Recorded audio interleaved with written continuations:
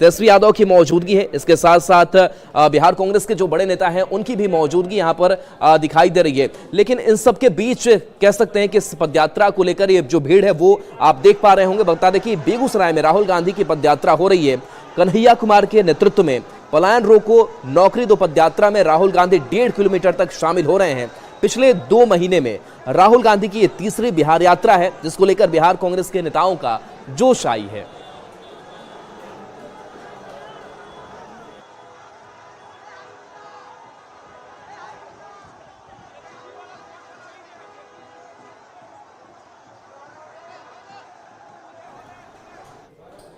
तो देखिए, इस चुनावी साल में कांग्रेस खास करके एक्टिव बिहार में नजर आ रही है और कोशिश यही की जा रही है कि जो कांग्रेस के कार्यकर्ता हैं उनको बूस्टअप किया जाए। लेकिन इन सबके बीच देखिए, चाहे वो सीएम फेस की अगर बात करें तो उस पर भी जो टकरार है वो दिखाई दे रहा है। लेकिन इन सबके बीच जो कृष्णा अल्लावरू का एक बयान सामने आ रहा है, उसके संकेत साफ है, स्पष्ट जो संदेश है वो कि कांग्रेस जो है अपनी मजबूती के साथ अकेले दम पर, यानी कि बहुत जरूरत उसको बाकी दलों की नहीं है और उस कदम को आगे बढ़ाते हुए दिखाई दे रही है। अल्लावरू ने क्या कुछ कहा है अपने बयान में, सुनाते हैं।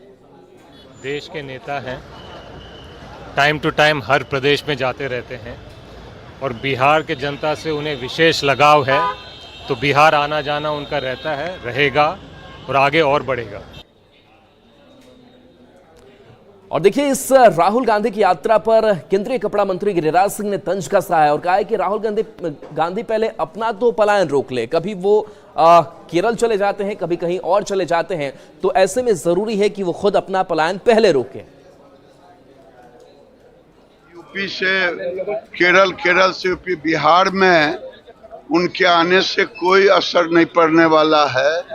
उनके पिताजी 85 में कह के गए थे कि पेट्रोकेमिकल्स बनाएंगे, 2 बार एमपी बने, कभी नहीं बनाए। और मोदी सरकार 25,000 करोड़ लगा करके वहाँ रिफाइनरी को बनाए, पेट्रोकेमिकल सब बन रहा है, फर्टिलाइजर बन रहा है, 17 गो पुल बना है। वो क्या देखने जाएंगे? आए, घूमे, जाएं। और देखिए, जेडीयू की तरफ से भी ये कहा जा रहा है कि जिस तरीके से कांग्रेस और आरजेडी के बीच इधर बातचीत हो रही है या फिर जो संकेत संदेश सामने आ रहे हैं नेताओं के बयान में, इससे स्पष्ट हो गया है कि बहुत स्पष्टता नहीं है इन दोनों पार्टियों के अंदर। और इसके साथ साथ कन्हैया कुमार को लेकर भी बयान दिया है कि उनके पदयात्रा में शामिल होने से, उनके चुनाव प्रचार से कोई फर्क नहीं पड़ने वाला है। पार्टी के अनेक नेता ऐसा मानते हैं कि ज़्यादा तवज्जो दी जा रही है। और दूसरी तरफ अखिलेश सिंह के हटाए जाने के बाद, जो राजेश कुमार को बनाए जाने के बाद, अल्लावरू के आने के बाद जो परिस्थितियां हैं, राजद और कांग्रेस के बीच का जो संबंध है वो बेहद तनावपूर्ण है। राहुल जी क्या करना चाहते हैं अब तक तो किसी को समझ में नहीं आया और शायद इसी तरह से लोगों को एक दूसरे के खिलाफ खड़े करके कोई स्पष्ट तौर पर दिशा निर्देश नहीं देने का जो उन पर आरोप लगता रहा है, उसकी वजह से कांग्रेस की दुर्गति हुई है। बिहार में आने का कोई बहुत लाभ मुझे तो नहीं दिखता है, इसलिए कि यहाँ एनडीए की ताकत जमीनी तौर पर बहुत बड़ी है। आरजेडी के प्रवक्ता हैं ऋषि मिश्रा और उनका यह कहना है कि एलजेपी, आरवी और जेडीयू का जो मर्जर है वो बीजेपी में हो जाना चाहिए, क्योंकि बीजेपी जो भी कह रही है, दोनों पार्टियां ठीक उसी रास्ते पे चल रही है, इनका अपना कोई स्टैंड नहीं रह गया है। ये भारतीय जनता पार्टी अमित शाह जी, मोदी जी के हर एक फैसले में सही या गलत साथ खड़े दिखते हैं। अच्छा होगा कि ये लोग अपनी पार्टी को भारतीय जनता पार्टी में मर्ज कर दें, कम से कम जनता के बीच में स्थिति साफ हो जाए। और हाँ, उससे पहले इनको एक काम और करना चाहिए कि श्रद्धेय रामविलास पासवान जी 2002 में भारतीय जनता पार्टी से अलग क्यों हुए थे, जरा जनता को बताएं। तो राहुल गांधी के दौरे पर बीजेपी प्रदेश अध्यक्ष दिलीप जायसवाल ने भी तंज कसा है और कहा है कि जहां जहां राहुल गांधी गए हैं वहां वहां कांग्रेस की जो लुटिया है वो उन्होंने डुबोई है। इसके साथ उन्होंने कहा है कि अगर सबसे ज्यादा कोई टेंशन में है राहुल गांधी को लेकर के, तो वो आरजेडी है। जो चुनाव हुए मध्य प्रदेश में, राजस्थान में, हरियाणा, महाराष्ट्र, दिल्ली, इस तरह के जो बहुत से प्रदेश के चुनाव हुए, राहुल गांधी जहां जहां गए और कांग्रेस का वहां पर लुटिया डूबना और डूबा वहां पर, और अब बिहार वो आना शुरू किए। मुझे बहुत अच्छा लग रहा है कि अच्छा है कि राहुल गांधी अब बिहार में भी कांग्रेस का लुटिया डुबाना चाह रहे हैं, नाव डुबाना चाह रहे हैं, क्योंकि बिहार कभी भी राहुल गांधी के नेतृत्व और राहुल गांधी के किसी भी आवाज को आज तक जो है तवज्जो नहीं दी है। और आपने देखा कि जिस तरह से राष्ट्रीय जनता दल धीरे धीरे कांग्रेस को सफाया करने में लगा हुआ है, कांग्रेस को उसको सफाया करने में लगा हुआ है कि कांग्रेस के वजूद को तो सबसे पहले राष्ट्रीय जनता दल समाप्त करना चाहती है, और राहुल गांधी आएंगे तो और समाप्त हो जाएगा।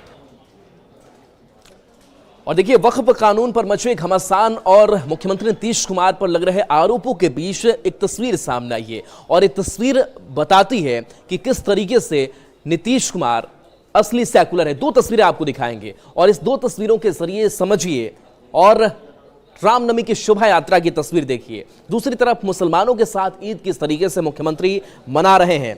तो देखिए, एक बार फिर से नीतीश कुमार ने यह साबित किया है कि वो असली सेकुलर हैं, वो धर्म विशेष को लेकर भेदभाव नहीं करते।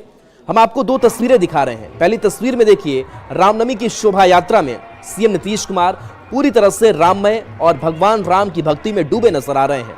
अब जरा दूसरी तस्वीर भी देखिए। ये तस्वीर रमजान में इफ्तार दावत की और ईद के दिन की है। सीएम नीतीश ने मुसलमानों के साथ भी ईद का त्यौहार मनाया और हर बार की तरह ईद की दावत भी दी।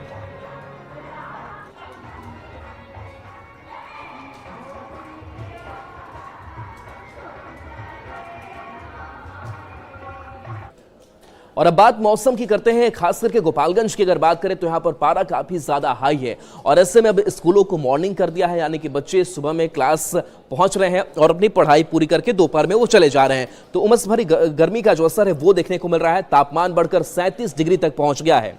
हालांकि मौसम को देखते हुए शिक्षा विभाग ने स्कूलों को मॉर्निंग कर दिया है। आज से सुबह 6:30 बजे से दोपहर के 12:30 बजे तक सभी सरकारी और गैर सरकारी स्कूलों का संचालन किया जा रहा है। गोपालगंज में उमस भरी गर्मी ने लोगों की परेशानी बढ़ा दी है। तापमान लगातार 37 से 38 डिग्री तक बना हुआ है। ऐसे में कड़ी धूप निकल रही है। हालांकि शिक्षा विभाग ने आज से सभी सरकारी और गैर सरकारी स्कूलों को मॉर्निंग कर दिया है, यानी कि सुबह 6:30 से दोपहर के 12:30 तक तमाम जिले के विद्यालय चलेंगे। इसके अलावा गर्मी की वजह से जो लोग हैं वो परेशान हैं, और जिस तरह से तापमान लगातार बढ़ता जा रहा है उससे लोगों की परेशानी बढ़ती हुई नज़र आ रही है। हालांकि जो चौक चौराहों पर जाम की समस्या न लगे, इसके लिए ट्रैफिक व्यवस्था को दुरुस्त किया गया है।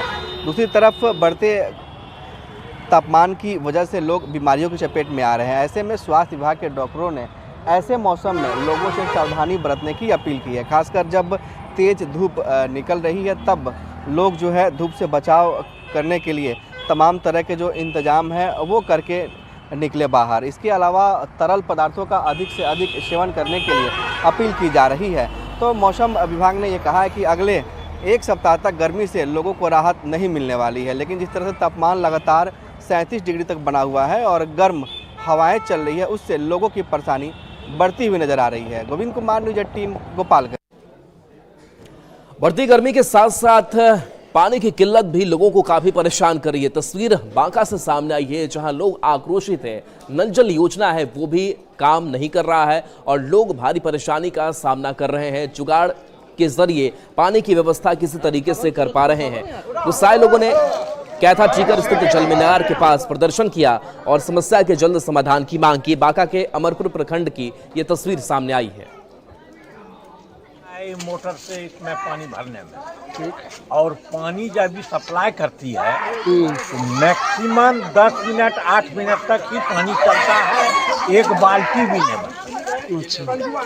और पानी का समस्या हम लोग के साथ ही है। बगल में पहाड़ है, पहाड़ी इलाका है, बोरिंग लगता नहीं है। कुआं का पानी देखने के बाद लगता है कुआं अपने नीचे गिर लेगा। क्या प्रॉब्लम है यहाँ, क्या दिक्कत है? पानी का दिक्कत है, मोटर सही से लगता नहीं है, कब से बार बार मोटर खराब होते रहता है। और देखिए, रांची से बड़ी खबर है, जहां पर पानी की किल्लत से लोग यहां जूझ रहे हैं, लेकिन इसके साथ साथ नगर निगम की तरफ से व्यवस्था ये की जा रही है, मैपिंग कराई जा रही है और कोशिश यही कि पानी की किल्लत वाले जोन में टैंकर से पानी पहुंचाया जा सके और पानी पहुंचाया भी जा रहा है। रांची का कई इलाका ड्राई जोन में शामिल है। ड्राई जोन में विशेष व्यवस्था करने की तैयारी नगर निगम की तरफ से की गई है। बता दें कि नगर आयुक्त संदीप कुमार ने कहा कि पीएचडी और नगर निगम दोनों मिलकर रांची में पानी की सप्लाई करते हैं। जहां भी लोगों को पानी की परेशानी हो रही है, तुरंत वो नगर निगम से संपर्क करें। सही, हम लोगों ने 2-3 बार, एक तो जैसा कि आप जानते हैं शहरी क्षेत्र में जो एक्चुअल वाटर सप्लाई का काम है, मतलब वाटर प्रोसेसिंग का एंड देन वाटर अवेलेबिलिटी का, वो यहाँ पर पीएचईडी डिपार्टमेंट है, उसके अलग अलग प्रमंडल हैं, वो करते हैं। और वाटर कनेक्शन का काम, और जहाँ पब्लिक से हम लोगों को शिकायत प्राप्त होती है, जैसे आप बता रहे हैं कि कुछ क्षेत्रों में पानी सप्लाई पर्याप्त नहीं है, तो वो हम लोग फिर पीएचईडी के साथ समन्वय करके इंश्योर कराते हैं कि लोगों को पानी। राजधानी रांची के धुरुआ इलाके में कई ऐसे जगह हैं जहां पानी के लिए लोग त्राहिमाम कर रहे हैं। इस वक्त हम एक ऐसे जगह पर हैं जहां शमशान में भी लोगों को घंटों इंतजार करना पड़ता है कि उनका डब्बा भर जाए। इस वक्त हम जेएससीए स्टेडियम के ठीक सामने और उस जगह पर हैं जहां शमशान है। लोग शमशान में ही आकर अपनी प्यास बुझाते हैं। स्थानीय लोग कहते हैं कि शमशान भी उनके घर से 2 किलोमीटर दूर पड़ता है। एकमात्र चापानल है जहां से वो पानी भर पाते हैं और अपनी प्यास बुझा पाते हैं, क्योंकि मोहल्ले में पानी की व्यवस्था नहीं है।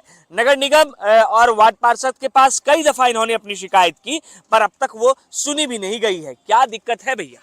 हम लोग को जो है से पानी का बहुत प्रॉब्लम है, और हम लोग कितना बार हम लोग जाके बोल चुके हैं कि सर हम लोग को कुछ पानी का व्यवस्था कर दीजिए, लेकिन कोई हम लोग का बात को सुनता ही नहीं। गरीब को कौन सुनता है? ये तो शमशान है जहाँ पानी भर रहे हैं। क्या करें, शमशान है तो जीना है तो पीना है। अब जीवन ही नहीं रहेगा तो फिर क्या फायदा? यहाँ से 1 किलोमीटर पूरा पड़ जाता है घर तक। हाँ, तो घर में पानी वहाँ कुछ भी नहीं है? कुछ भी नहीं है, वहाँ पानी का बहुत प्रॉब्लम है। बहुत कपड़ा उपड़ा धोने के लिए भी यहीं से ले जाते हैं। 3-4 डब्बा ले जाते हैं। जो राज्य की राजधानी है, और राज्य की राजधानी के अंदर की ये तस्वीर है कि लोग अपने डब्बे को कतारबद्ध तरीके से लगाकर लाइन में अपनी बारी का इंतजार करते हैं। शमशान में इंतजार करते हैं कि जब लोगों की बारी आएगी तो वो पानी भर पाएंगे। कहते हैं कि करीबन 1 से 1.5 किलोमीटर उनका यहाँ से घर भी पड़ता है, जहाँ तक वो इस पानी को लेकर जाते हैं और हर रोज अपने रोजमर्रे की जिंदगी को कुछ इसी तरीके से बिताते हैं। गौरव झा, न्यूज़ 18 रांची। और पटना से बड़ी खबर, जहां पर एक बार फिर से स्कूलों का ऑनलाइन निरीक्षण होना शुरू हो चुका है। ऐसे सब फिर से एक्शन में दिखाई दे रहे हैं। वीडियो कॉल कर रहे हैं, उपस्थिति बच्चों की देख रहे हैं, किस तरीके से पढ़ाई हो रही है वो भी लगातार वो देखते हुए दिखाई दिए।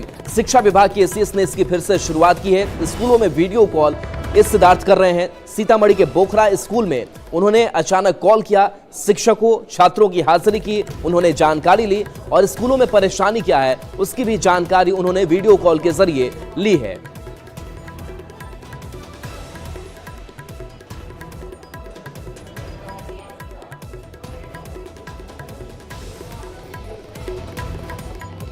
तो देखिए, सीतामढ़ी के बोखरा स्कूल में अचानक कॉल किया है और देखिए वीडियो कॉल के जरिए वो जुड़े हैं। और इससे पहले उन्होंने ये शुरुआत की थी, जहां अचानक वो कॉल करके स्कूलों में किस तरीके से पढ़ाई हो रही है, बच्चे उपस्थित हैं नहीं है, शिक्षक ससमय आ रहे हैं नहीं आ रहे हैं, इसकी जानकारी वो लेते रहे थे। एक बार फिर से इसकी शुरुआत। अब बात करते हैं कटिहार के एक पुल निर्माण की, जिसके को लेकर के लोगों में काफी खुशी है। हालांकि अभी ये शिलान्यास कार्यक्रम जो है वो किया गया है, लेकिन इस पुल का बनना अभी बाकी है। तो ये तस्वीर आपको दिखा रहे हैं, जहां कटिहार के डंडखोरा रोड करजानी पुल से कुर्बानी भिट्ठा तक सड़क और हाई लेवल पुल निर्माण लोगों के लिए वरदान साबित होने वाला है। लगभग 4 करोड़ की लागत से बन रहे इस पुल का शिलान्यास सदर विधायक तारकिशोर प्रसाद और एमएलसी अशोक अग्रवाल ने संयुक्त रूप से किया। ये पुल बन जाने से कटिहार और बारसोई अनुमंडल में कई किलोमीटर की दूरी कम हो जाएगी। बिहार चुनाव से पहले सरकार विकास के बयार सुदूर इलाके तक पहुंचाने की कोशिश कर रहे हैं। ये तस्वीर कटिहार डंडखोरा की है, जहां 2017 में ये पुल ध्वस्त हो गया था। इसके बाद दोनों अनुमंडल में जो जुड़ाव है वो खत्म हो गया था, लेकिन अब चुनाव से पहले इस पुल का उद्घाटन हो गया है। स्थानीय लोग इसे कितना बड़ा उपलब्धि मानते हैं, जरा बात कर लेते हैं। आप लोग स्थानीय हैं, कितना बड़ा उपलब्धि मानते हैं? जी, ये ग्रामीण चूँकि आदिवासी क्षेत्र से आता है और 17 में जो बाढ़ आया था बेभीषिका, आप जान ही रहे हैं कि उस बाढ़ के कारण से पुल का जो ध्वस्त हो गया था, जिसकी वजह से आम आदमी को इसके पुल की वजह से 12-13 किलोमीटर लौट के आना पड़ता था, मतलब टर्निंग होकर तब वो कटिहार के लिए जाना पड़ता था। तो इस पुल से बन जाने से यहाँ का जो समस्या है, ग्रामीण समस्या पूर्णतः हल हो जाएगा। और ये क्या कहा जाए, एक बहुत बड़ा अच्छा कदम है सरकार की तरफ से, वरदान है ये। हाँ, वरदान है आम आदमी के लिए। क्या नाम है? मेरा नाम भुवन कुमार मंडल है। इसी ग्रामीण कितना बड़ा उपलब्धि मानते हैं इसमें? जो है कि हम लोग जो है दो तीन जो है प्रखंडों से पुल जो है जुड़ा हुआ है, और जो है कि लगभग ये पुल बनने से हमको लगता है कि 50,000 जनसंख्या का जो है रास्ता शॉर्ट होगा। कटिहार और जो है ये जो है कस्बा को जोड़ रहा है, जो कम से कम 10 से 12 किलोमीटर का जो है शॉर्ट रोड होगा, और आदमी को यातायात सुविधा बढ़िया होगा।